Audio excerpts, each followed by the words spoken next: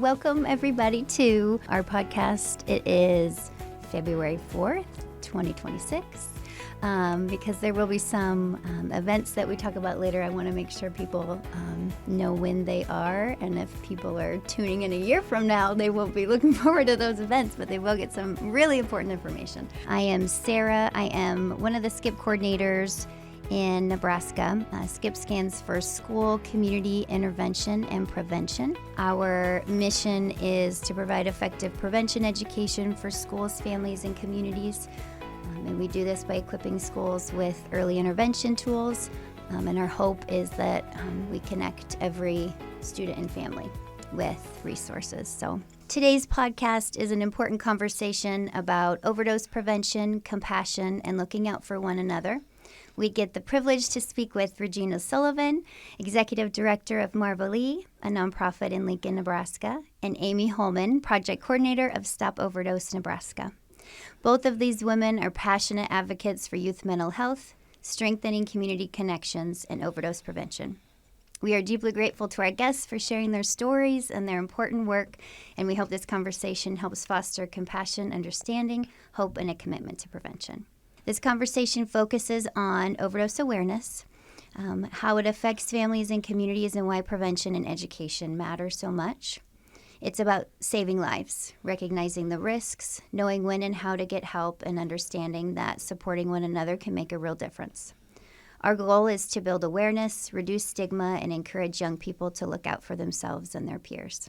We recognize this topic may be emotional for some listeners, so please take care of yourself while listening and know it's okay to pause, step away, or talk with a trusted adult or a trusted person in your life if you need support. So before we get started, I would love for each of you to introduce yourself and just tell us a little bit about how you got started in your prevention work. Yeah, so my name's Amy Holman. I'm with the Pharmacists Association, and I manage Stop Overdose Nebraska. And we do a lot of education on overdose and then make sure people have access to Narcan for free in the state of Nebraska. And I've been doing this for over 4 years now, and I just kind of happened into it. A friend in my life, my ex, was in active opioid addiction, so he has an opioid use disorder, and so I've kind of been on that side of it with him, and still kind of help him with resources and that type of thing. So kind of come from a different perspective than some people do. Yeah, I'm very passionate about it. So Thank you. Yeah. And my name is Regina Sullivan, and I am the founder of Marvilee Nonprofit. Marvilee is a nonprofit I started to honor my son, Marvilee Sullivan, who I lost to an overdose in 2020. I got started in this work because obviously Marvin passed away, but when he did, I didn't have any resources. I didn't have anybody to talk to. I did not know what overdose and what happened to me was. I was just out here lost. And so I spiraled into this depression and decided I can't keep doing this. I got a daughter and a granddaughter, so you got to get up and do something. Me being the community advocate I am, I went to school, finished my degree on Mother's Day, and was able to start a nonprofit. I went down to the Secretary of State, started the paperwork, and here I am. Mm-hmm. So with that being said, I just try to be out here to be an advocate for our youth and families that struggle with substance use and mental health disorders.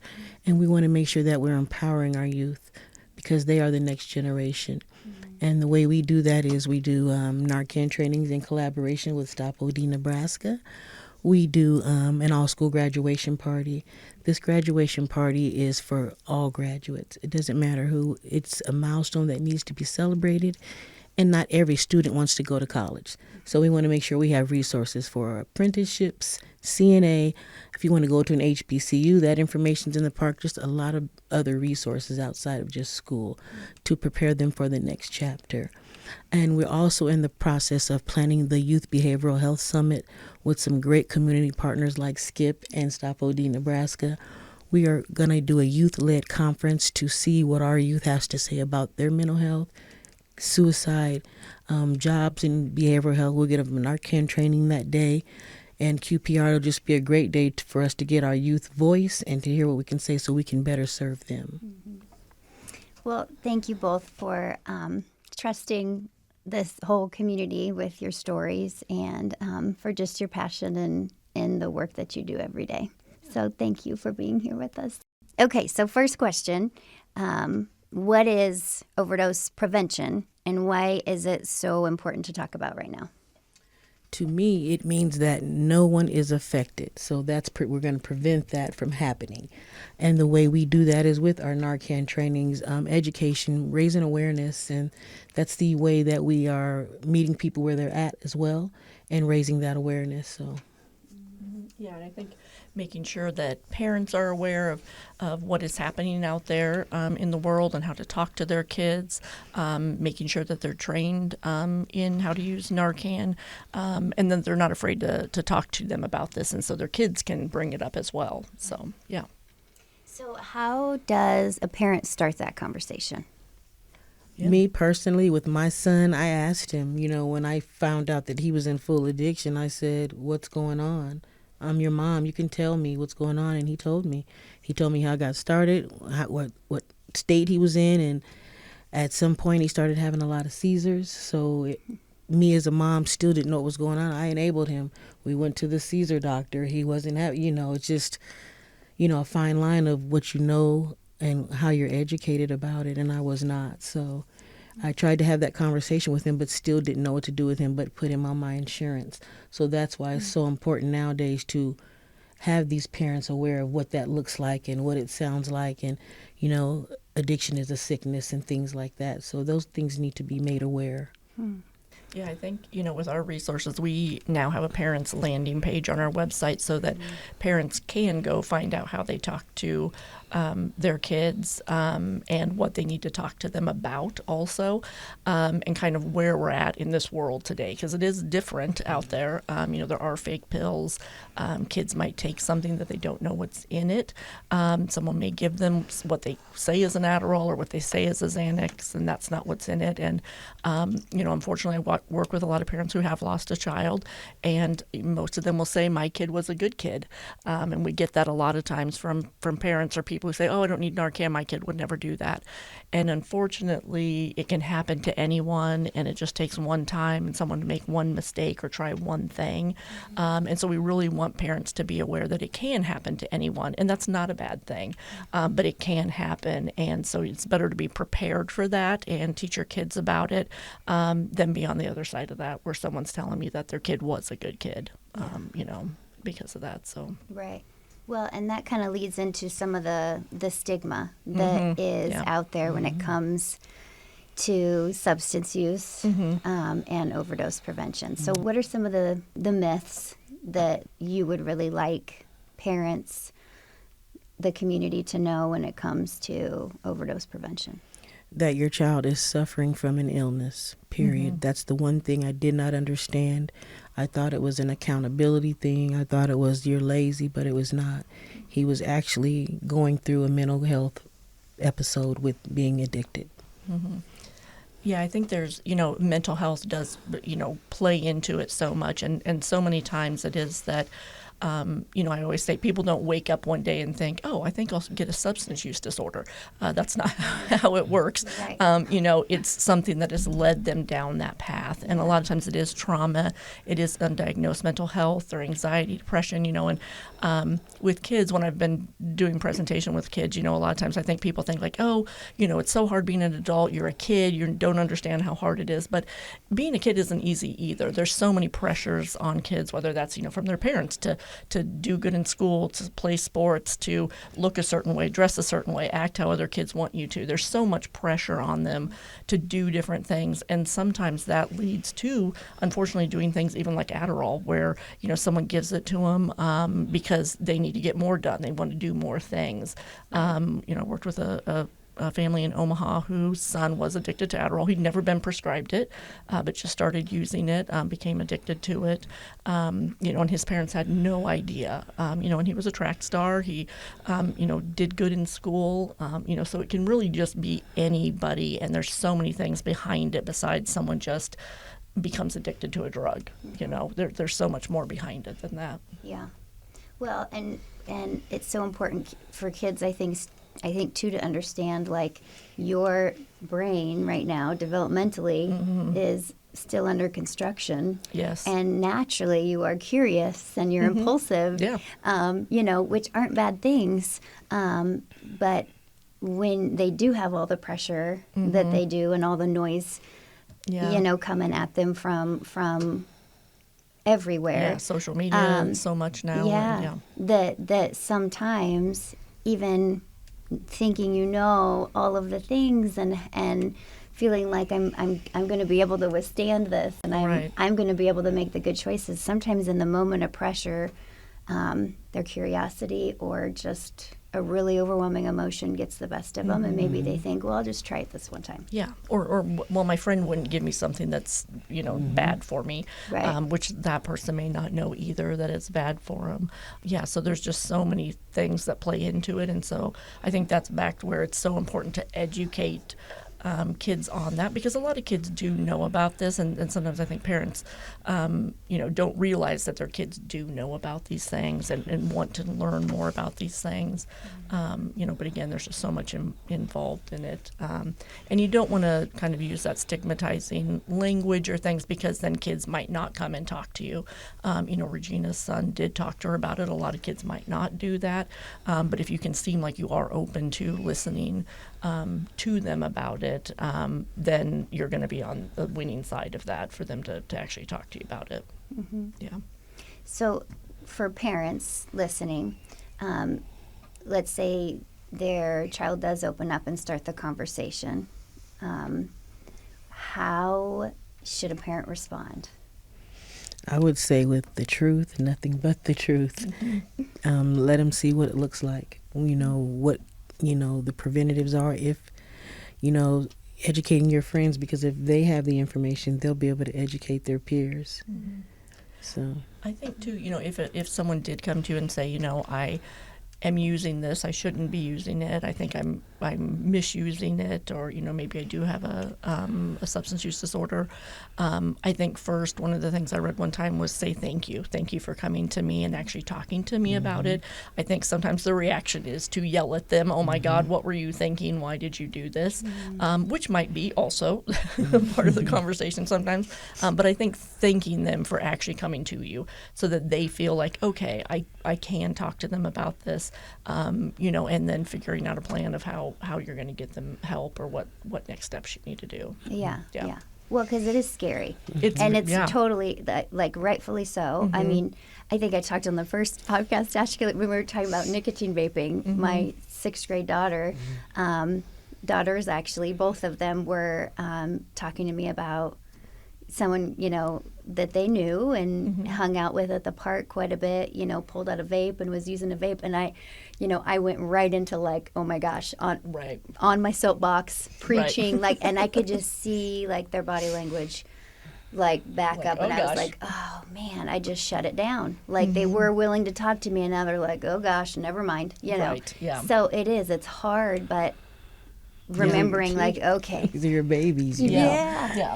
And you go into that protective mode with it, but I think being able to kind of step back for a second and hear them out for a minute, because it is hard to imagine that someone young might have a problem with a substance use disorder or something like that.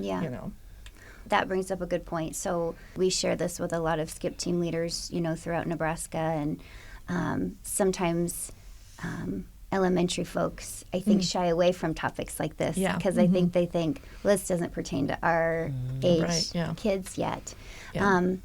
How young are you seeing these sorts of concerns happening when it comes to misusing a substance? For me, it's just been teenagery. So it's just been that those teenage years, that peer pressure years. I have a few children that I'm in contact with, and you can see the peer pressure is taking over. They decided not to graduate and just making those choices. So, but as you become grown, I can't, capture her and talk about the plan anymore because she's out here on her own. So I would just catch them as they're young as possible. Yeah, and I think, there are even, you will hear of kids who start drinking at, even 11, 12, 13 years old, and again, sometimes that can be, it can be environment, it can be trauma, it can be people that they hang around with. There's just so many different things that make them go to that. And so, sometimes when I do hear people's stories, especially people in recovery or peer support people, and sometimes it is they started at a very young age, it could be 14 that they started doing these things. Some of the presentations I've done are middle and high school kids, so middle school, a lot of times they'll still have them listen to the, to the information, because it is, we don't want to, when you do think about it, you're like, oh my gosh, but, I mean, I knew people who at 13, drank. That was, just, maybe they did it a little bit at something or because of peer pressure, but, and now to me that sounds so young and scary. Yeah. Well, and we know experimentation with even just nicotine, as a fourth or fifth grader is going to put you in an increased risk for using other substances and addiction later on. So, I do think that the conversation is still so important. What would you say to a parent or even a student that doesn't use substances but think overdose prevention has nothing to do with me because I don't use? Well, you have peers and family, and you never know who may need your help with addiction or struggle with addiction. So get that education so that even if you get the Narcan training, you can save somebody's life with that. Yeah, and I think, I think a lot of young people do want to learn things, or they'll come up and be like, oh, we've heard about Narcan, we want Narcan, or, even college campuses, we want Narcan on our college campuses. And I think parents are more worried about it. Sometimes even, staff or, people are worried about like, oh gosh, I don't know if we say we have Narcan, does that mean there's a problem?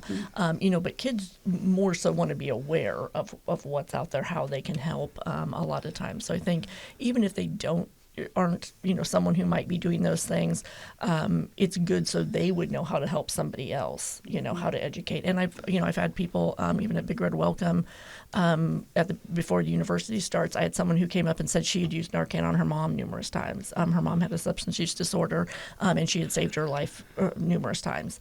And so I'm assuming she had learned when she was a teenager how to do that. She was a freshman, so you just never know, and thank God she had it and knew how to use it. But there's just all sorts of circumstances where that might actually come up, or because you just don't know what's going on in your family or with a brother or sister, that type of thing. So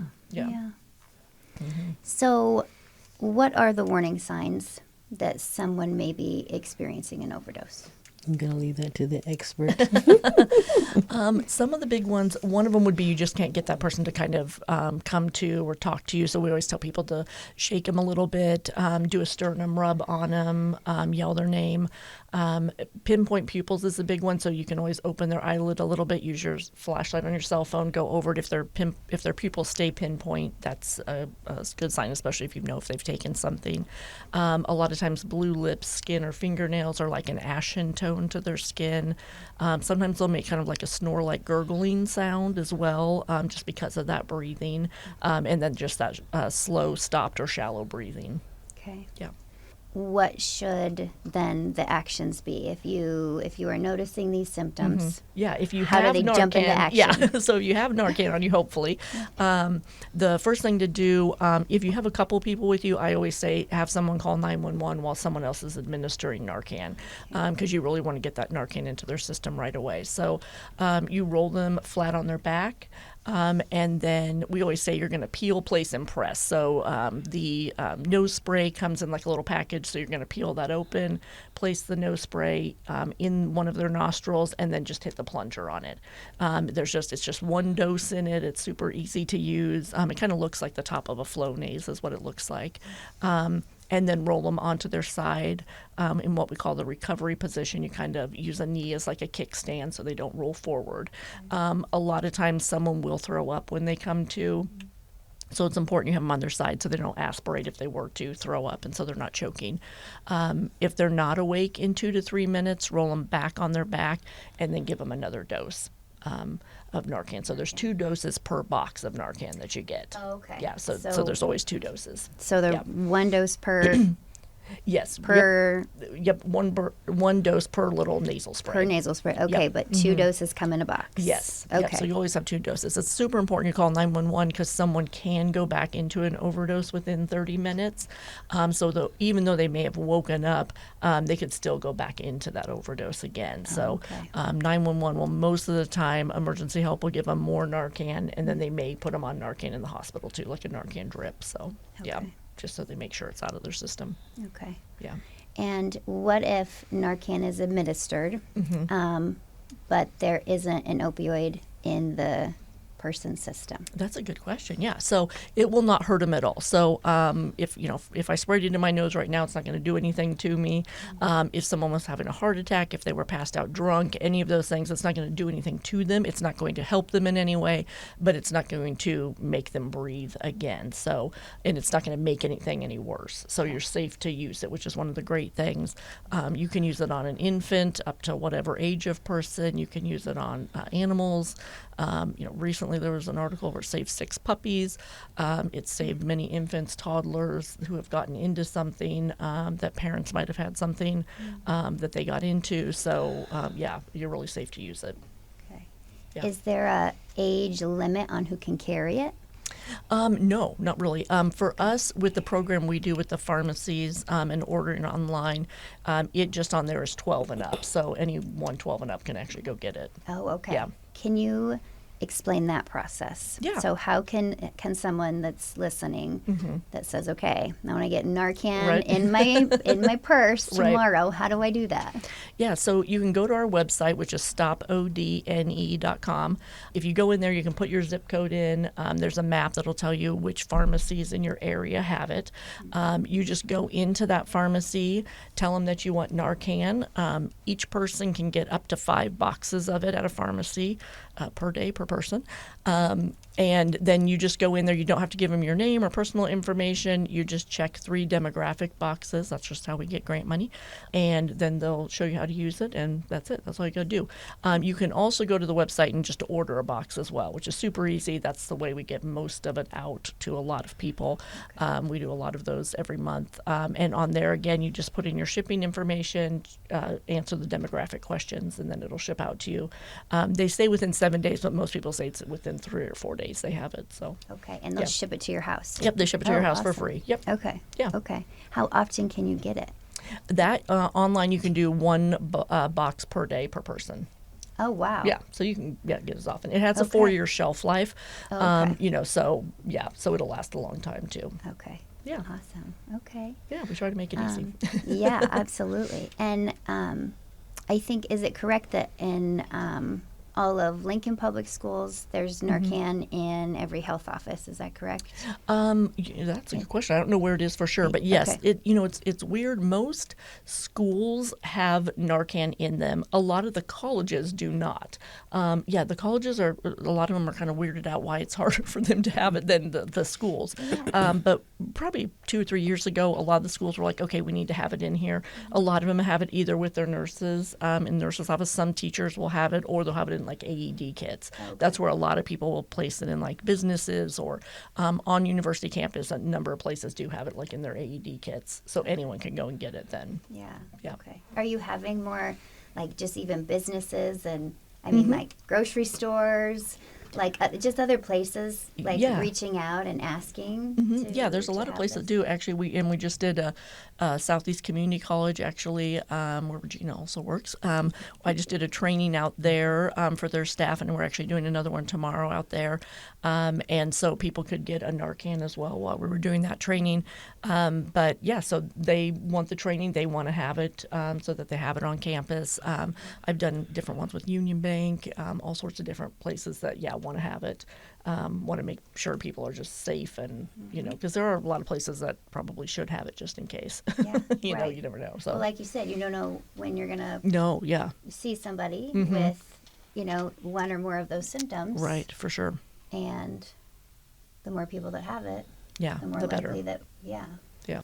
How can, and we've covered this just a little bit, but how can curiosity, peer pressure, and just the idea of just trying something once be risky? Because you could get addicted immediately. It doesn't have a time frame. It doesn't have something that says you're just do it a few more times and then you won't get addicted, but you never know. And you never know what's in it. With our fentanyl crisis we have going on, you never know what you're taking. So don't even take that risk. Yeah. If you have no idea if something is actually coming from a prescription bottle, anymore, so many people can get things. Snapchat's a big one. A lot of people will get things off Snapchat, and you really don't know what it is. So there's so many fake pills out there where they make it look like things like Adderall, Xanax, OxyContin are kind of the big ones that someone will think that's what they're taking, but that's not really what it is. So someone's made it to look like that, and so that one time, and unfortunately, again, I've worked with too many parents that one time is what, killed their child. And so, when you are talking to your kids and talking to them about how dangerous it is to, take something from someone, and the person that is giving it to you may not know that it is not the real thing either, depending on where they've gotten it. So they may not know, even if they bought it from someone, that kind of thing. The person who sold it to them may not know. It's just such a risky thing anymore to take that one thing. I also worked with a mom who, and I think Regina knows her as well. She lost her son to an overdose. He took something that actually was a prescription medication. They just wanted to try it once. He was in college, took it. He had a heart problem they didn't know about, and he overdosed. It happened to be at the end of the school year at college, and so he was by himself in his dorm. And so, you just don't know. And against kids, I think, when we were all young, I think we thought, oh, we're invincible. Nothing's going to happen to us. You think, oh, it's just this one pill. What can it do to me? But it really is just dangerous and a lot that can happen. And it does take a short time for someone to become addicted, and like that feeling. That's kind of the one thing too, especially with things like opioids, and that's why a lot of people do become addicted to them, is because you take it that one time. It releases those endorphins. You feel really good. You don't really care about much. So if you are having certain mental health crises or problems that are happening that time, or undiagnosed things, and you're like, oh, normally I don't feel good about anything. I feel, depressed all the time. I'm worried about stuff all the time. And you take that, and then you're like, wow, I really like this feeling. So if I just take it again, I'm going to get that feeling again. And that's where you kind of go down that rabbit hole with opioids, where you want to continue to have that feeling, and so you take more and more and more of it. So, and then there's less time typically than between the time you take it to the time those symptoms, the feel good stuff wears off. Yes, and then before you know it, and that's the thing with opioids. The withdrawal symptoms are so bad for people. I've watched my friend go through withdrawal, and it's a horrible experience to watch someone do it. And so you can see why people get on that hamster wheel of maybe they do want to stop using it, but when they try themselves, it's just so hard to stop that your body thinks you need that again to stop that pain. Yeah, because that can even cause some. Physical, symptoms that are also worrisome. Yes. Most people, are best to do an actual, be a detox program where they would either go to the hospital and they help them, medication-assisted treatment, things like that, to actually help you get through that, so that you're doing it the right way. Yeah. You mentioned a few different opioids that I think are most common right now. I guess to restate, what are the major drugs that you're seeing that are the most prevalent, I guess, in our community? Yeah, so, with opioids, a lot of times, if it is an actual opioid, it would be something like a Vicodin, Percocet, OxyContin, even something like Tylenol with codeine, those sorts of things would be an actual opioid, or heroin, fentanyl, which fentanyl is a drug that people do use now instead of something like heroin once they've gotten a tolerance to it. But then you can get the drugs that aren't an opioid that are either laced with it, so something like an Adderall, a Xanax, which aren't opioids, but they're laced with something, or even cocaine, meth, any of those things actually can have fentanyl in them if someone's putting fentanyl in them, which then would cause an opioid overdose. So, that's where you kind of run the risk that you don't really know what it is a lot of times. Yeah. And is there any way to tell? No, it doesn't have any different taste, smell. Most of the pills, a lot of police officers, DEA agents say they can't tell the difference between a real pill and a fake pill. You wouldn't notice any difference with it. There are fentanyl testing strips that you can use. Sometimes, though, it just depends on, if you've tested that whole entire pill to know if there's, because if there's fentanyl just in it somewhere, you might not be testing the part that has the fentanyl in it. So you would need to be testing that whole entire pill to make sure that there's not fentanyl in it. It's like the chocolate chip cookie. Yes, yeah, that's always a good example. Yeah, but yeah. Break it off, for you sure. could get 10 chocolate chips in this bite, but 1 in this one, and if that's what you tested, it might not show up. Exactly. Yeah. Okay. Yeah. How can a youth that is worried about a friend that is using, what is the first step that a kid can take if they're one, maybe worried about, I hear it from kids all the time, I don't want to be a snitch, right? But I'm worried about this. Or 2, maybe they're using themselves, but don't think they have the same problem as a friend and don't want to fully come out and be like, well, this is what's happening in our friend group right now. How can they navigate that? I would definitely get a trusted adult. You always want to involve somebody that you trust at school, teacher, mom's friend, whoever. Tell that person so that they can get you the help you need. Or can help you navigate if you are afraid for a friend, that type of thing. And that's sometimes people don't feel comfortable telling their parents. Like Regina's saying, if it is, someone at school that you trust, if there's a teacher, if there's a coach that you feel that you could go and tell that to, an aunt, brother, sister, someone that might be able to help you then navigate where to go from there with that and what the next steps would be. I would say for families, sometimes families are lost of what to do from there too. Like Regina was saying, it's hard to know what does a family do at that point, and that was even my situation with my ex was like, oh my gosh, okay, what's happening? What are we doing about this? But it is, trying to find those resources, and even parents trying to find the resources then at that point, to get help, whether that's reaching out to someone like SCIP, to figure out where they navigate that from there, and it is hard with kids, because they do feel like they're telling on someone, but really at the end of the day, you're helping that person so much more.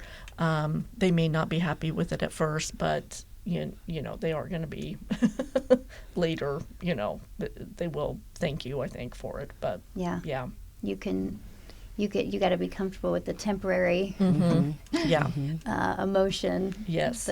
that your friend might feel right now, but later on the ultimate gratitude of because you could be saving their life, really. Tell us, this kind of relates a little bit, I guess, to my next question, and I know states are different when it comes to this, but can you explain Nebraska's Good Samaritan laws and how that kind of connects or maybe might help some feel more comfortable calling 911 or reaching out for help if they are at a party or something where perhaps there's use across the board, but they notice someone that may be experiencing an overdose? Yeah, that's a good question. I don't know. You want me to take that one? Please do. So the Good Samaritan law really covers everyone, similar to if there was a car accident or something like that and you were helping someone or giving them CPR. So it really does cover everyone for staying and helping that person. If you're giving them Narcan, that sort of thing, no matter what would happen to them at that point. The one thing I will say with younger people, a lot of times if it is like a party or something like that, a lot of times we've probably all been there. There's police are called. There's a scatter situation. People are leaving the situation at that point because they don't want to be in trouble. You really do want to stay and help that person and give police or EMS any information that you have. If you know what they've taken, if you know if they were drinking at the same time, you know that they're on medication, any of those things are going to be helpful and actually are going to protect you when you're actually staying and helping the police with that. You're going to be in less trouble if you actually left the situation or, dropped them somewhere and they did happen to die, you're going to be in more trouble for that. A lot of times you will be arrested after that. So you really do want to stay and help. You're better off to do that. Also, if there are, small amounts of drugs, drug paraphernalia, it's always going to depend on the situation, and also sometimes where you're at in the state, county attorneys can be different, that kind of thing. But what I've heard from some people is actually they will just confiscate what is there, but people aren't going to be arrested because of it. They're worried about that person that actually is having that overdose. And again, if you're there and helpful, they're definitely going to take that into account that you've done that. So, Okay. yeah. Okay. Yeah. That's good. I feel As like scary that's as that good. can be for people, but Yeah. And even adults, I work with people in drug court too, and that can be a scary situation. If you've had a substance use disorder and you've been in those situations, where you're like, oh my gosh, I've been arrested, or those sorts of things, it can be scary then to be like, well, am I calling the police? Is something going to happen to me? Yeah. But you really are better off to stay and help. So Okay. Yeah. Okay. No, that's super good information. Yeah. So how can friends check in on each other beyond just saying, are you okay? I mean, and that's a great start, I know. But what else, what are important things to ask when you're really trying to identify, is this person struggling with substance use? Along with those regular check-ins, make regular dates. People can meet at this time. Let's meet every Tuesday and throw the ball with each other. Let's do an activity in the community. Let's volunteer somewhere. Somewhere that you can be around trusted people and have a safe place to speak and meet. I think too, kind of recognizing the signs sometimes if someone is struggling, whether that's mental health or with a substance use disorder. But, a lot of times with substance use, you might notice someone who is, maybe they're not coming out as often as they used to. They're staying to themselves. They're not talking to you like they used to. Maybe they go from being pretty happy with you and then being angry, because a lot of times that can be someone who is suffering from withdrawal. So they might start to get angry at that point until they have taken something again and then are feeling okay again. So sometimes it's just noticing those signs, and then maybe asking them about it, or again, notifying an adult that you've noticed these things are happening with this person, or maybe they're asking for money, those types of things. Sometimes, especially kids or parents might notice those things about and sometimes that's just a teenager that wants to stay in their room all the time. But, if you're just noticing some of those different things, or friend groups might be different, those sorts of things, or sometimes that ways that you can kind of mentally be like, okay, that seems different, and then check in with them. Yeah. Yeah. When you mentioned the withdrawal symptoms, Yeah. what does that look like? Really, it can be a lot of agitation, sweating, throwing up, pain. A lot of times they'll feel pain in their body joints, bones. A lot of times shaking with that too. Kind of restless legs are some of the main ones that you would notice. Almost like flu-like symptoms to a person, where they just are not feeling well at all. But a lot of times agitation with that as well, just because their body is hurting so much. Yeah. When Marvin was going through withdrawal, he would have seizures. Yeah. So it was something I didn't know that's what was going on. But, in hindsight, now that I know, that's part of withdrawal. Yeah. And when a parent notices something like this, who can they ask for help? Because like you said, you're like, where do I go from here? What places, do you recommend and connect families with in the community? Now, knowing what I know, he would go to Centerpoint, he would go to Wellbeing Initiative. If that doesn't work, we're going to try another behavioral health, but I'm going to follow you through this, because these are very robust resources that help people that are having issues with mental health and addiction. So get in touch with them, sit down as a family with them, talk about what's going on with your loved one. Yeah, and a lot of the places now, like Centerport, has a crisis line that you can call 24 hours a day if you are with someone who's experiencing mental health breakdown or something like that, or with substance use, if it was withdrawal, that type of thing. And they can help you with that or get people to you that can help you in that situation. I think also getting someone to, Brian West has the mental health emergency room department. That's a great place to take somebody if you were worried about that. And there are a lot of resources, in all the communities, whether it's Lincoln or other places in Nebraska. It's just kind of finding some of those places sometimes, but even your doctor could be a place to start as well. I'm a big proponent for therapy also, so I think that's an important thing too for people to, find a therapist that they can work with that person as well. So I was going to say some of our rural communities in Nebraska that don't have as many resources as some of our more urban communities. Like, I think that was important. Like, where do I start if I feel like I don't have as many resources? So just even contacting your doctor. Yeah. And saying, this is what I'm seeing, this is what I'm worried about. Right. What is next? Right, yeah. Why do conversations about mental health belong in overdose prevention? And I know we've touched on this. I think they're important because a lot of people don't know that some people suffer this way. I had an incident where I was in the car with two older people, and they're way older than me, and they were saying, look at them. They're just sitting on the street, and look, they don't want a job. And I was like, don't say that. I was like, these people are obviously struggling. Who wants to live on the street? Who wants to be addicted? Who wants to be unhoused? Who wants that? Nobody wants that life. So I think you should look at it in another way. These are people that are suffering and don't know how to take care of themselves at the moment, but could use the community tools that we have to help them get better. Wrap around your community with love. They need this because a lot of people don't have families or they have a community. And if we're strong like that, we can probably help them heal a little better and reduce that stigma. And I think, like we mentioned before, it's just, mental health and someone misusing opioids or going to being using those things to make themselves feel better, is just so combined. Just either whether that's, trauma that they've had in their life or having in their life at the moment, can stay with people for a long time. And that is where substances make that person feel a different way, and make them forget about those things. Unfortunately, it also affects their lives in negative ways also, where they might end up homeless or those types of things. And so, it is just something, that just happens together. And so you do see a lot of people with a dual diagnosis like that, that kind of need help with both of those things. Yeah.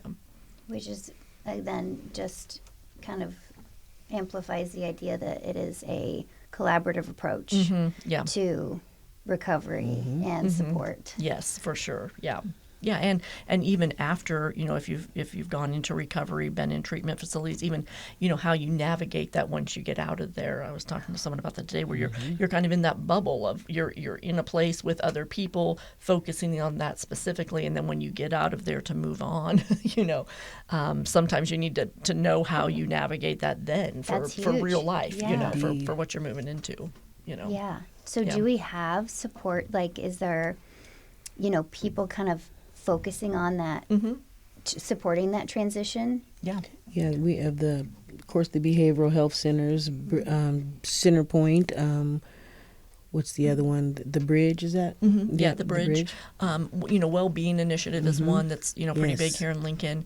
That's what they're specifically for. Is that it's peer support for people that are in recovery, that are maybe coming out of treatment, that need people to kind of help them navigate those things. And so they do that in a lot of different ways, whether that's helping people find resources, helping people get back into the workforce, those types of things. And it is people who are in recovery themselves. So it's someone who understands where that person is coming from.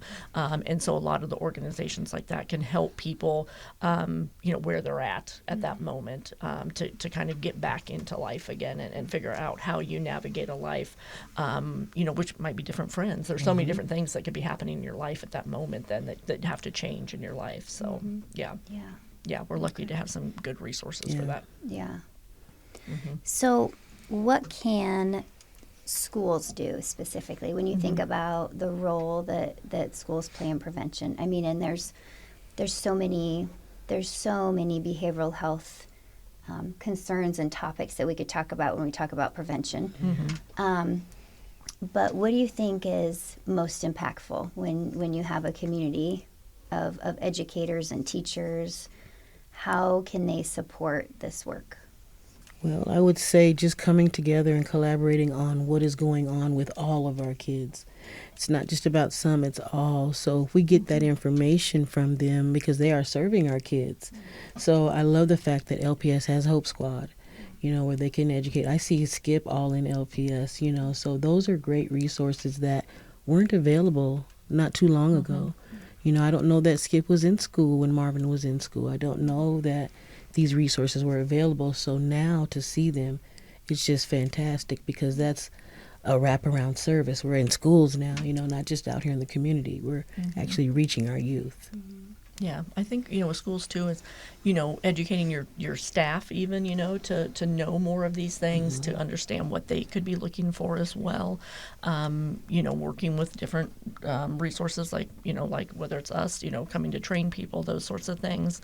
And I think getting information out to parents as well, so that parents are informed of these things, and not being scared to kind of bring up those topics and tell people, that, tell your parents this is what's happening out there, just so they're prepared. You don't know what you don't know, so, just getting more education. We're trying to do some projects right now where we're actually going to be working with more kids to kind of figure out how do they want to be told about this? How do they want this to be shared with them, because sometimes it's like, well, do you want, the person who looks like a mom or whatever coming in to tell you about this thing, how do you want this presented to you, so that we know how it's best presented to them, whether that's with other kids or however that is. So, that's something that we're trying to work on right now.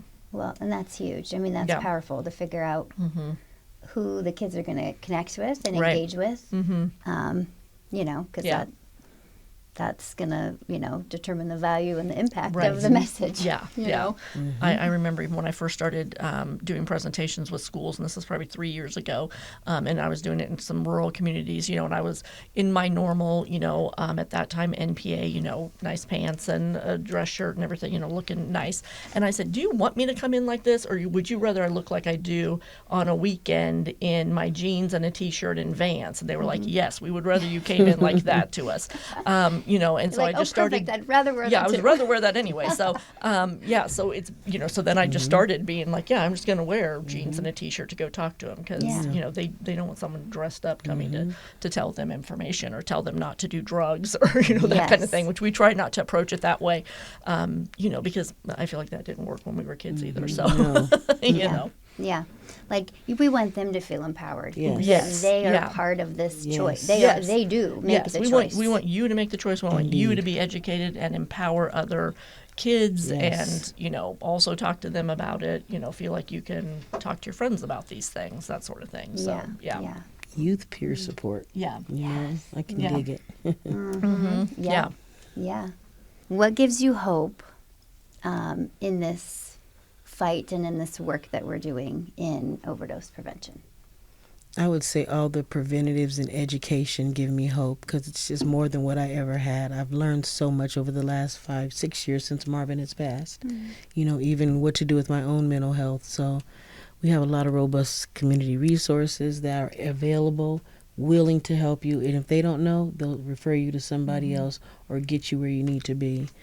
So, Yeah, I think, what gives me hope is working with people like Regina, just so many people in the community that were able to come together and work together and try to figure out what the best way is. But like Regina said, I think there's so many more resources available now, and more people trying to talk about it. Even with mental health, I think, we see now that people talk about it more and aren't afraid to say, like, I've dealt with anxiety myself, and so it's easier to talk to people about those things, and it's maybe not as taboo as it used to be. And I think the hope is that we can get there with substance use disorders as well, where people are more willing to talk about it, and that really just takes more people talking about it, who have suffered from it. And so it is just, I always say this job really does make me feel like it takes a village is really where I see it, that it does take a village to do all this, and just all the people coming together to try to work with each other. Yeah. Yeah. Regina, what would you tell a parent that knows their child right now is struggling with substance use and they're just at a loss as to? I would say do not give up. There are, like I said, the resources that you have available. Get on their level, as far as understanding, if what a overdose is, what addiction is, or what does it feel like? How does it make your body feel? I would just get that education so that you can help this child to learn to take better care of themselves and to also take advantage of the resources or whatever mom has as far as insurance to help you get treatment. And how do you take care of you? How do these parents take care of themselves? I need to learn better. I'm a bad girl. But you're recently, pouring out into everybody else. How do you take care of you? Yes. Well, unfortunately, I had to go to the hospital one time because I was just having a reaction to something, and it was stress. So that taught me a lot about. First, my daughter looked at me like, that look like, no, Mom. So she took my cord from my computer, wrapped them all up, and put them in her room under the bed. And I was sitting on the bed, and I act like I was going. She was like, "Nope, lay down." And she told me to lay back. And just having her there to see that, because I'll go. But she's like, no. And now she's like, "Are you taking your meds? Are you taking your vitamins?" She makes sure that I'm doing that. So to stop and think about, she doesn't want to lose me. So I have to do better. I have to make sure I'm taking that time, and I've learned to say no to meetings. I've learned to say, no, I can't do this right now. I'm doing me this weekend and, all those things. And I like to take a vacation when I can afford one just to get away from all this because living in Lincoln is a constant reminder of Marvin. And it seems like everywhere I go, there's another reminder, there's another memory, and it hurts. So I like to get out for a little bit just to get a little breaker and come back. And do you have a community of people that if there are listeners that have lost a child and are wondering who else is out there that I can connect with? After going to therapy and counseling, I was so unsatisfied and so frustrated with my grief care. And I was like, I'm not doing anything else. And then I had a couple people that cared about me say, go to Morning Hope. And I circled around that too until I finally went in and I found my people there. They hadn't necessarily lost a kid, but they knew grief. They knew what I was going through, all the anger and all the crazy things people will say to you and do to you in grief. And it's like, I found my people here. I enjoyed going to group, and I also have surrounded myself with, I do workouts at LP Fitness, so she likes to check in on you when you're not coming to class. So I appreciate her and Felicia for, surrounding themselves with me and even Marvilee. They have loved on Marvilee really well. So this last year, as far as, sharing and, making sure we're getting the things that we need to survive in this nonprofit world. So, but yes, I get self-care through that. I know how to say stop and cut it off, phone and all. Like, you can't reach me now. Sorry, this is my time. I'm gonna eat a one bonbon, and then I'm gonna sit by the TV and watch crap TV. There you go. I love that. Okay, last question. And I know we already talked a little bit at the beginning about the organizations that you both pour into and some different things coming up, some events. But I want people to hear it again. Okay. How can people get involved if they're like, I want to do something? If it's, whether it's I am actively using and I want to figure out how to stop, or I know someone that is, or I just am passionate and I want to do something that matters, where can they go to get involved? Go ahead. Well, with our organization, with Stop Overdose Nebraska, definitely I would tell people to get Narcan, or educate yourself on it at least. Go and look at the resources, look at the videos, look at the parents page on that, because that's one of the big things that you can do really to prepare yourself. We do have some people who reach out to us that want to volunteer, want to do things, or if you have an organization, a business, something that you're wanting to get education on, you can always reach out to us too, and we do lots of education. We do presentations all the time. We did one this morning. We're doing one tomorrow. And so it can be for all different sorts of organizations, whatever that is, or a school that wants to do it, or an after-school program, or any of those types of things. We're always happy to do any of those things. So, Okay. yeah. Is there a upcoming, in the community Narcan training? We did some during the summer where we did them virtually, and anyone could just jump on them, register and take the training there. But we are going to be doing some more of those probably in the next couple of months that we'll post them, and you can always find that on our social media too, which is just Stop Overdose Nebraska. So you can always find it on there. If you follow us, we'll always post everything that we're doing on there. So, Okay. Yeah. Otherwise, we'll be doing some events with Marvilee as well. So. Yep, we'll be doing our Narcan/QPR Gatekeeper Suicide Training on the 21st at the Foundry from 1 to 3. Then we will be doing our all-school graduation party, of course. We definitely need volunteers for that. We need swag bags for that, prizes, and whatever you can bring to help us celebrate our youth. Class of 2026.